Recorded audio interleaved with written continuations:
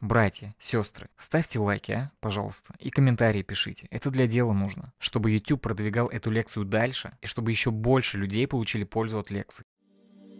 Когда эти люди подойдут к вратам рая, они закроются перед ними. Для человека его язык является большим испытанием.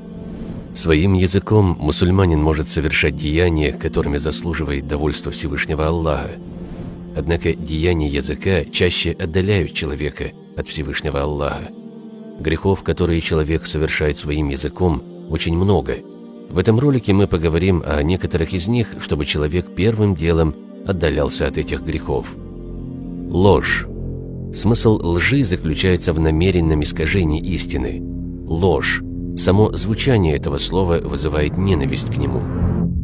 Ложь и правда сходят с языка, а язык изрекает то, что находится в сердце, и приносит в наше общество разрыв отношений и вражду. От Сафуана бин Суйи передается, что пророка, мир ему и благословение Аллаха, спросили: «Может ли мусульманин быть трусливым?» Он ответил: «Может». Далее его спросили: «Может ли мусульманин быть скупым?» «Да, может», — ответил пророк, мир ему и благословение Аллаха.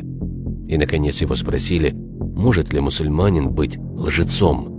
Пророк, мир ему и благословение Аллаха, ответил: «Нет, никогда». Хадис передал имам Аль-Байхакки. Исходя из этого хадиса, можно уверенно сказать, что ложь страшнее трусости и скупости. Но, несмотря на это, некоторые люди превращают ложь и обман в шутку, а в шариате ложь даже в шутку не одобряется. Хула. Хула – это упоминание человека такими словами, которые, дойдя до него, могут ему не понравиться. Неважно, идет ли речь о недостатках в его внешности, о его происхождении, семье, о его характере, о делах, о словах, о вере, о его имуществе, одежде, доме или домашнем скоте. Это то, что очень распространено среди людей. Ислам запрещает нести хулу, уподобляя того, кто это делает, тому, кто ест мертвечину. Всевышний Аллах говорит в Коране. Смысл: «И не поносите друг друга за глаза. Разве кто-либо из вас пожелает есть мясо своего покойного брата? Ведь это вызывает у вас только отвращение». Сура Аль-Худжурат, аят 12. От Абу Саида Аль-Худри, да будет доволен им Аллах, передается, что пророк, мир ему и благословение Аллаха, сказал: «Хула хуже, чем зина». Его спросили: «Как хула может быть хуже, чем зина?» Посланник Аллаха, мир ему и благословение Аллаха, ответил: «Если человек, совершивший зина, то есть прелюбодеяние, попросит прощения, Аллах простит его, а совершающий хулу не будет прощен, пока его не простит тот, на кого он возводит эту хулу». Хадис передал имам ат-Табарани. Как мы видим, хула по своей разрушительной силе ставится в один ряд с таким грехом, как прелюбодеяние, что говорит само за себя. Сплетни. На самом деле сплетни – это швыряние грязи в другого человека, чтобы опорочить его образ в глазах окружающих. С какой целью это может совершаться? И от чего человек испытывает такую непохвальную потребность? Вопрос остается открытым. Каждый может задать его себе и получить осмысленный ответ.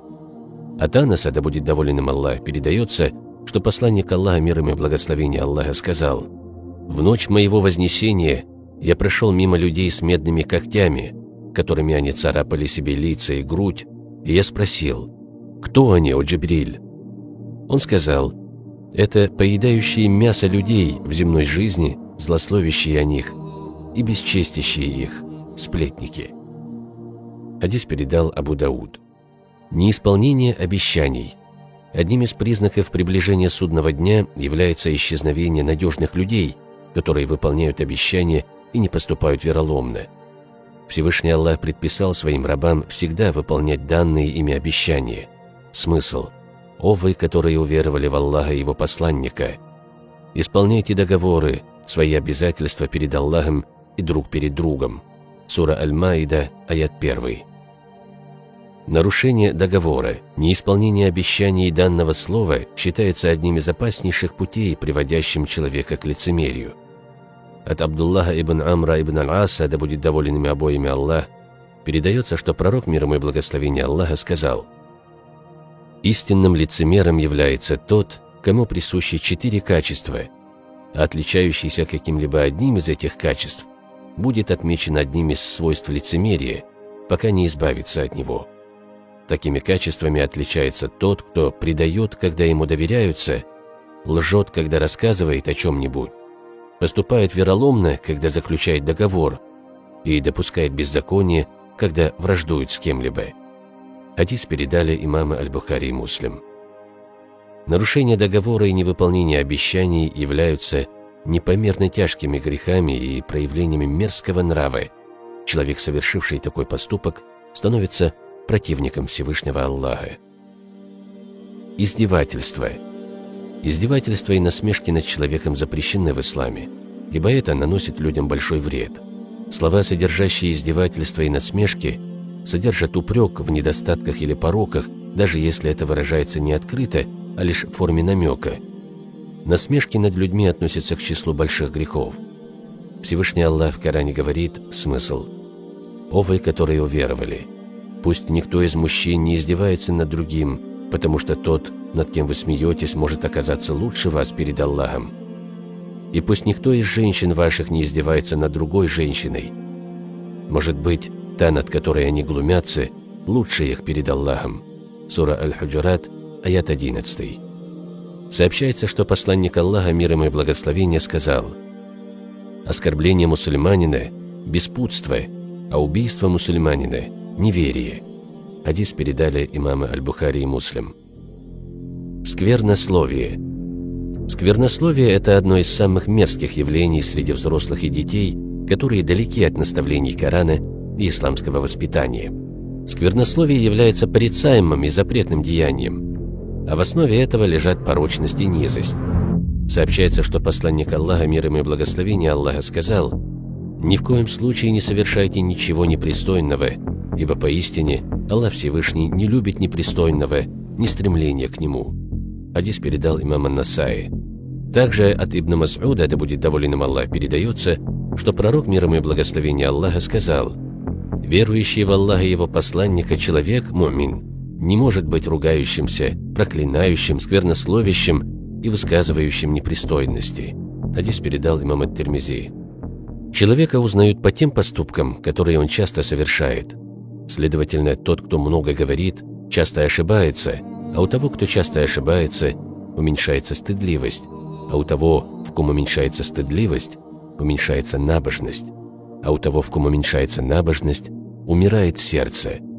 Некоторым людям все вышеперечисленное может показаться не таким страшным грехом, который заслуживает внимания.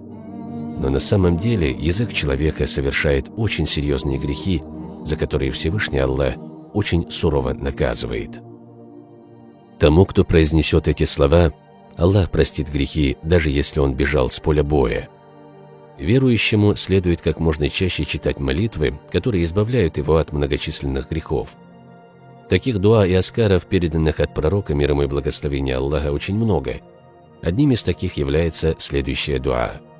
От Абдуллаха ибн Мас'уда, да будет доволен им Аллах, передается, что посланник Аллаха, мир ему и благословения Аллаха, сказал: «Тому, кто скажет «Астагфируллах аллади ла иляха илля хуаль хайяль кайюма ва атубу илейхи», прошу прощения у Аллаха, помимо которого нет иного Бога, живого, вечно сущего, и приношу ему свое покаяние, тому человеку простятся его грехи, даже если он бежал с поля боя во время наступления».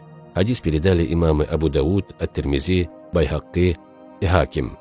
В той версии хадиса, которую передают имам Ахмад и Ат-Тирмизи от Абу Саида Аль-Худри, да будет доволен им Аллах, сообщается, что посланник Аллаха, мир ему и благословение Аллаха, сказал: «Тому, кто, укладываясь в постели, трижды произнесет «Астагфируллах аллади ла иляха илля хуаль хайяль кайюма ва атубу илейхи», прошу прощения у Аллаха, живого, вечно сущего, помимо которого нет иного Бога, и приношу ему свое покаяние, Всевышний Аллах простит его грехи, даже если числом они будут равны пузырькам в пене морской, или если их будет столько же, сколько листьев на дереве, или песка в пустыне Алич, или если их будет столько же, сколько дней просуществует этот мир». Посланник Аллаха, мир ему и благословение Аллаха, учил своих сподвижников, да будет доволен ими всеми Аллах, обращаться с этими замечательными словами к Аллаху, ибо они могут стать причиной прощения многочисленных грехов. Как видите, чтение этой небольшой молитвы не отнимает много времени, но тем не менее тому, кто произнесет ее хотя бы один раз, согласно другой версии 3 раза, Всевышний Аллах прощает многочисленные грехи. Стоит отметить, что в таких и подобных случаях прощаются только малые грехи. Что касается больших и тяжких грехов, то для этого необходимо совершение искреннего покаяния, соблюдением всех условий или снисхождением Всевышнего Аллаха. А в том случае, когда грех так или иначе затрагивает другого человека, согрешившему следует загладить свою вину перед тем, кто пострадал от него. Если для искупления малых грехов существует много способов, то искупить тяжкие грехи труднее, и требуется искреннее покаяние, принося которое человек должен не только просто раскаяться в содеянном и пожалеть о нем, но и прекратить совершать этот грех и вознамериться больше никогда к нему не возвращаться.